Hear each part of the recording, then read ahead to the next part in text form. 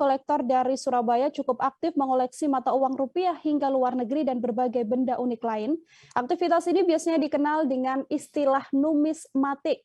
Numismatika sendiri adalah sebuah studi saudara atau kegiatan mengumpulkan mata uang, termasuk koin, token, uang kertas, dan benda-benda terkait lain. Di Surabaya sendiri, para kolektor tersebut mempunyai naungan, yakni Masyarakat Numismatik Surabaya atau MNS. Untuk mengetahui informasi lebih lengkapnya terkait kolektor yang satu ini, tersambung bersama saya ada Sri Handi Lestari, wartawan Surya, yang akan memberikan informasi lebih lengkapnya pada Anda, saudara. Halo Sri Handi. Halo, selamat sore Sri Handi. Halo, selamat sore Rekanila. Baik, Sri Handi bisa dijelaskan ini koleksi apa saja yang paling menarik dari aktivitas sejumlah kolektor numismatik ini? Oke, terima kasih. Selamat sore Tribuners dan Rekanila. Ini terkait dengan komunitas numismatik Surabaya yang tergabung dalam masyarakat numismatik Surabaya. Itu mereka adalah mereka melakukan sebelum pandemi. Mereka setiap Sabtu dan Minggu berkumpul di halaman kantor pos Kebonrojo Surabaya. Namun selama pandemi ini tidak ada kegiatan pertemuan, tapi saya mendapat kesempatan bertemu dengan Ketua Masyarakat Numismatik Surabaya, yaitu Bapak Boy Jos Rahman. Beliau sebagai ketua. Nah, saat ditemui di rumahnya, saya ditunjukkan kegiatan dari para komunitas numismatik ini, yaitu mereka mengoleksi uang yang masih berlaku dan itu dibuktikan dengan sertifikat yang diikutkan dalam koleksinya. Nah, yang terbaru dari Pak Boy ini kemarin menunjukkan tentang koleksinya terkait uang yang belum digunting nih. Jadi uang itu berbentuk melebar dan panjang, jadi disebut dengan plano, dalam bentuk plano. Jadi masih berupa lembaran dengan jumlah untuk nilai 1.000 sampai dengan 20.000 itu ada 50 lembar, jadi 5 ke atas, 5 ke bawah. Sementara yang 100.000 dan 50.000 itu ada 45 lembar. Itu adalah koleksi terbaru dari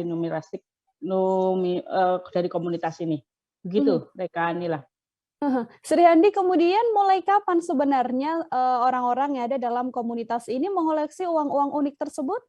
Oke, sebenarnya kalau menurut Pak Jos, Pak Boy Jos ini ya, komunitas ini sudah ada secara internasional. Namun beliau yang di Surabaya ini mengawalinya tahun 92.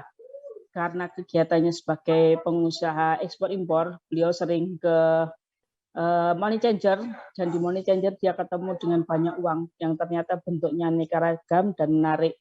Itulah yang mengawalinya, kemudian dia menjadi kolektor uang. Demikian Rekanila.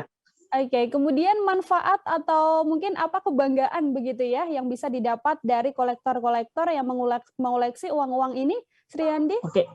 Oke. Dari penuturan Pak Boy, manfaat dari koleksi ini, beliau bisa mendapatkan banyak teman karena komunitas ini kan internasional, sehingga dimanapun dia berada dia punya teman yang siap membantu dan bisa melakukan komunikasi terkait koleksi uangnya ini. Dan dia juga bisa dekat dengan para pengusaha, para pejabat, dan juga lainnya melalui dengan koleksi uang ini. Karena kalau menurut Pak Boy sih, kalau saya ngomong politik ataupun apa, saya bukan apa-apa. Tapi lewat uang ini, saya ada hal yang bisa dibicarakan dan membuat nyaman dengan rekan-rekan lainnya.